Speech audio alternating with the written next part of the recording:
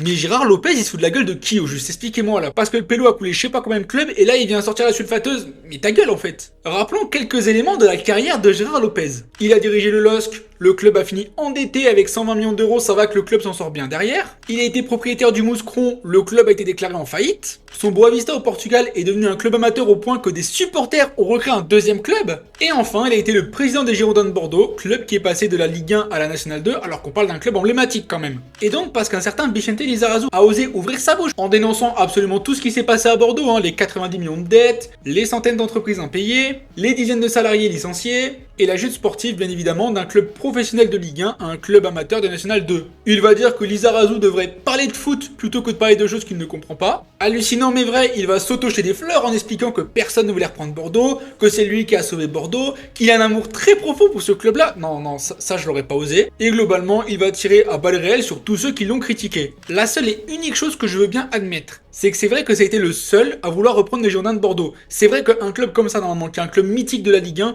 aurait dû être repris par un mec sérieux, pas par Gérard Lopez. Mais vu que ça a été le seul à se présenter pour récupérer le club qui était en pleine chute libre, bah il a réussi à le récupérer. Maintenant, il a beau chouiner dans la presse, expliquer que c'est un homme incompris, qu'il a tenté de sauver le club, etc.